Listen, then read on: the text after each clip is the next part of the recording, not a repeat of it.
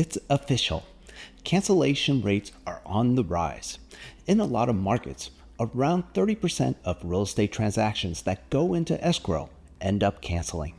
Since listings with canceled deals often end up selling for less money, what can you do to minimize the chances of your buyer flaking out? As an experienced expert, I've dealt with uncertain buyers before.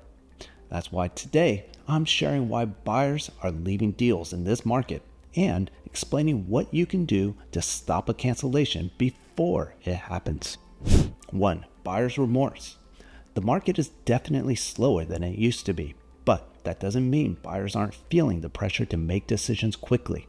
Due to market competition, economic news, the election, and a ton of other issues, a lot of buyers want to finalize a deal ASAP. As a result, many of them jump into deals before they're ready. To prevent this, get your agent to vet potential buyers as well as their agents. If they're pre-approved and have a strong motivation for moving, they'll be much more likely to follow through on your home.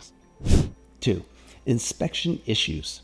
The number one reason why housing transactions fall apart is inspection issues. A buyer might absolutely fall in love with your home and have full intentions of following through, only to have problems come up in the inspection that give them cold feet. This is especially an issue in our current market, since buyers don't have a ton of free cash for repairs due to higher interest rates and prices.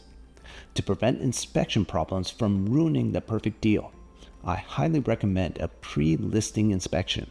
This way, you can take care of potential problems up front and even go into negotiations with more leverage. 3. Drawn out negotiations. The longer you spend negotiating, the more chances you give your buyer to walk.